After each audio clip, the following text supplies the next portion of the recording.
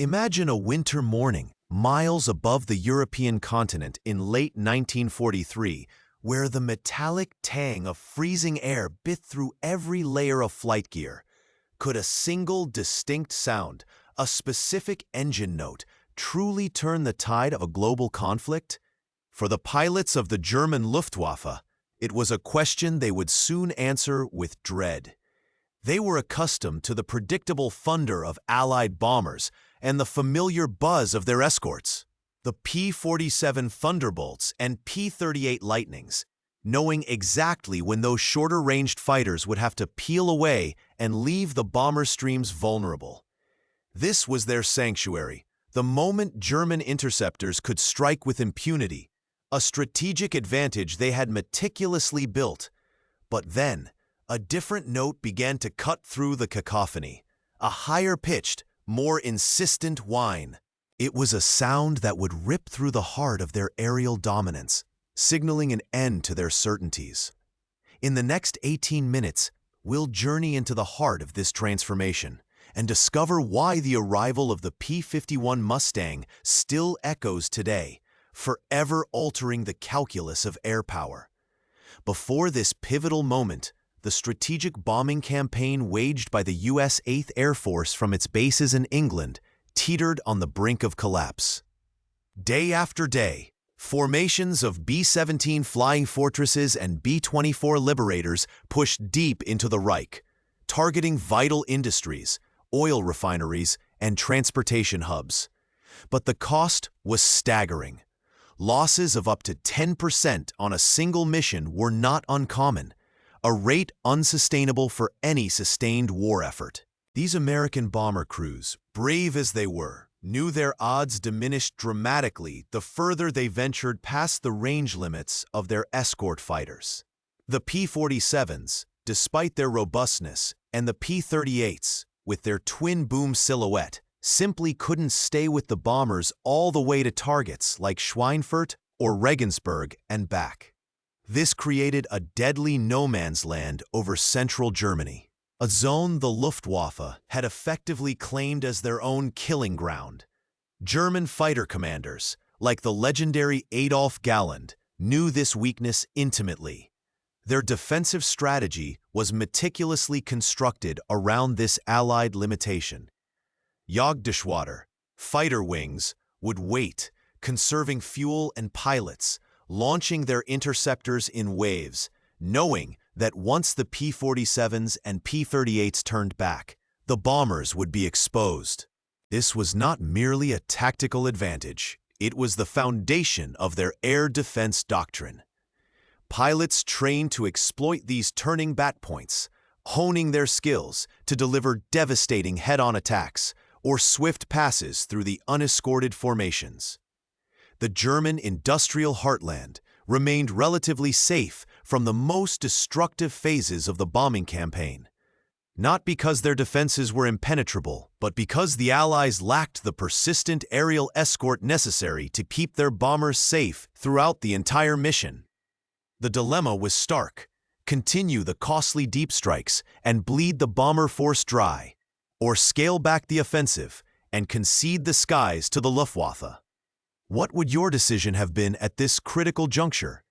Let us know in the comments what you would have done. This wasn't just about aircraft performance, it was about psychology, about the very morale of the bomber crews who knew they were flying into a meat grinder. The Allied air forces desperately needed a solution, a technological leap that could deliver a crushing blow to the Luftwaffe's carefully constructed defensive strategy.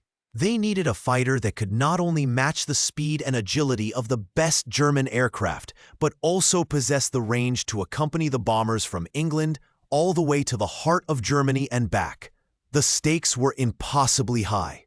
Without such an aircraft, the strategic bombing campaign, the cornerstone of Allied air power in Europe, was doomed to fail. Every mission was a gamble, a roll of the dice where the lives of hundreds of young men hung in the balance. A desperate struggle against an enemy that seemed to hold all the high cards in the aerial chess match. The answer, when it finally arrived, wasn't a completely new design, but a brilliant adaptation, a fusion of American airframe ingenuity and a British engine that would redefine the very meaning of air superiority. North American aviation's initial design, the NA-73X, was a marvel of aerodynamic efficiency. It was sleek, fast, and remarkably agile, first flying in October 1940.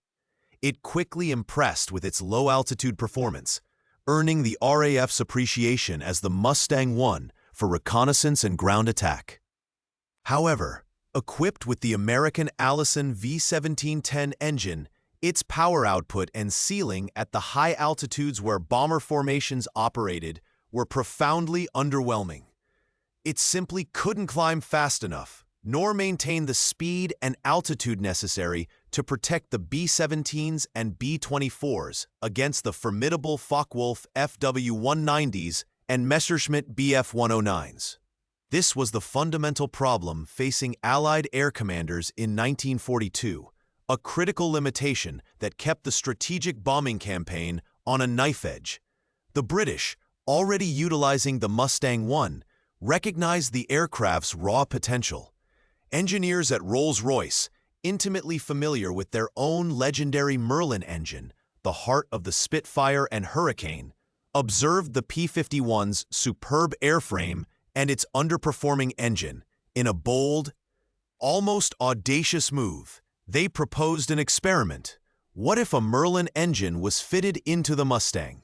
This wasn't merely a suggestion. It was a conviction born from deep engineering insight.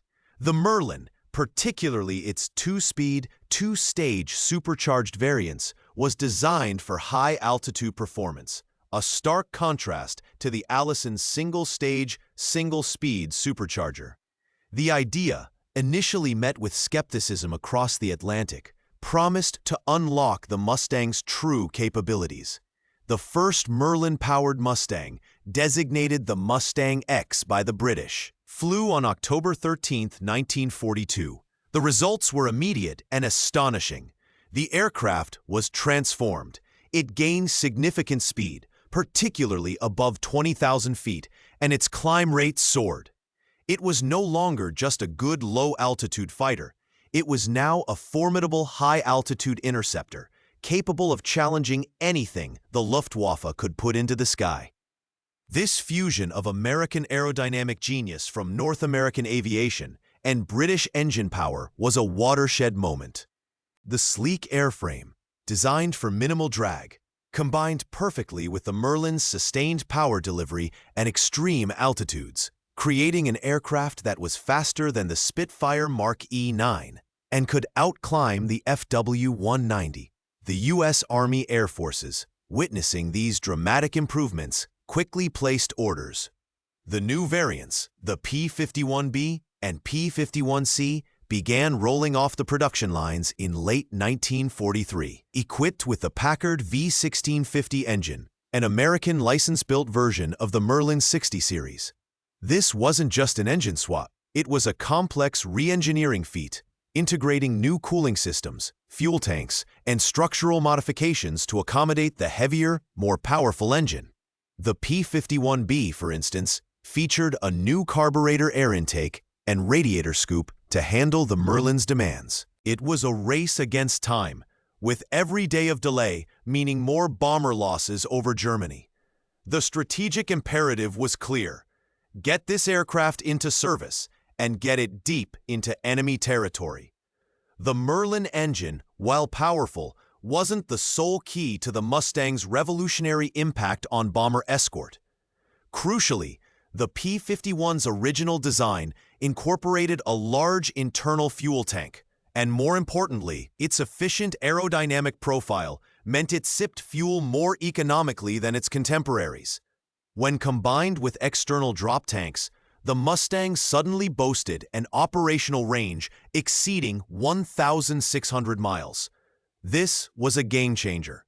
For the first time, a fighter could fly from England, escort bombers all the way to targets like Berlin, Leipzig, or even beyond, engage enemy fighters, and return home. This ability to stay with the bombers deep into the heart of the Reich shattered the Luftwaffe's entire defensive paradigm. It was a simple yet profound arithmetic shift. Range plus performance equaled total air superiority.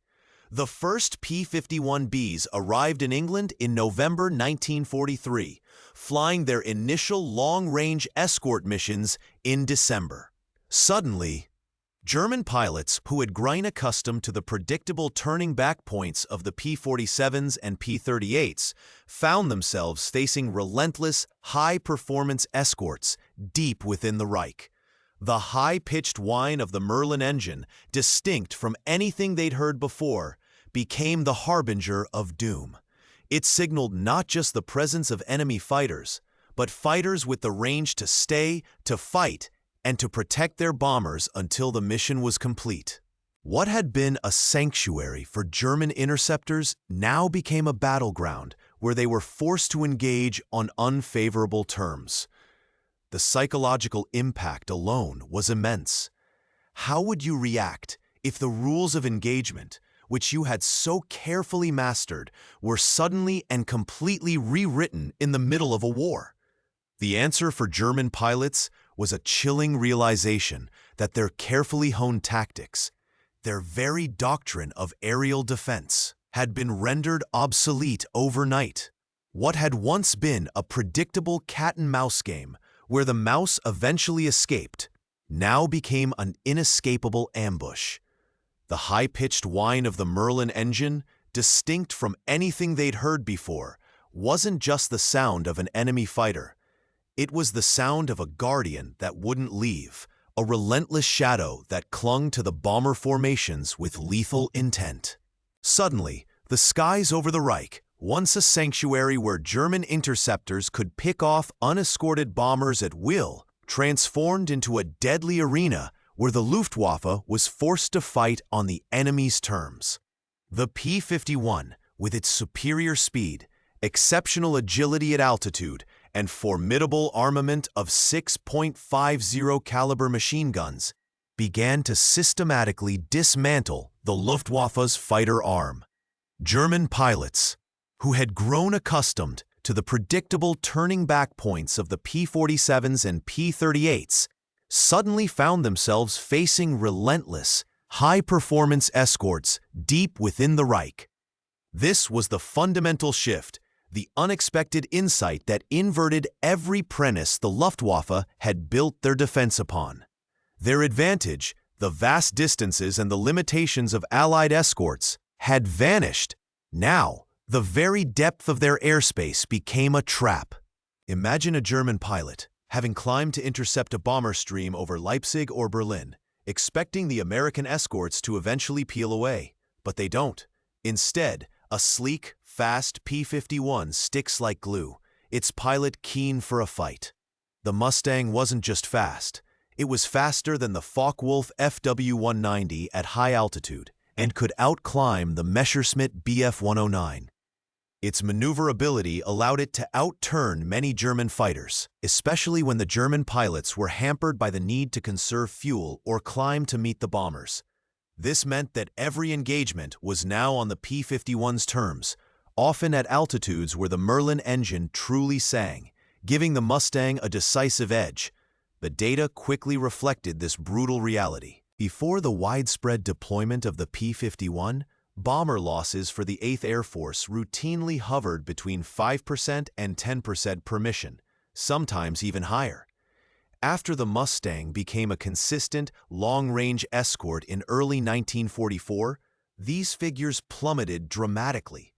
By March 1944, bomber losses had fallen to just over 3% and continued to drop. This wasn't merely a statistical improvement. It was a systemic change that transformed the strategic bombing campaign from a costly gamble into a sustainable, brutally effective assault on German war production and morale. Hold on to that detail for a moment, because it redefines everything that follows. The systemic impact was immediate and devastating for Germany. The Luftwaffe, already strained by fighting on multiple fronts and a dwindling supply of experienced pilots, was forced into a war of attrition it could not win. Their Jagdgeschwader, once the pride of the Reich, were chewed up in desperate attempts to repel the bomber streams, now fiercely protected by the Mustangs. The German High Command, including figures like Galland, soon understood that without control of the skies, their entire war effort was doomed. This wasn't merely a tactical defeat, it was a strategic catastrophe that profoundly altered the course of World War II.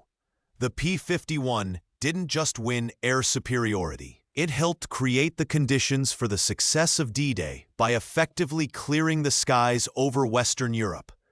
German pilot training was rushed, fuel supplies became critically low, and the once feared German air defense system began to unravel.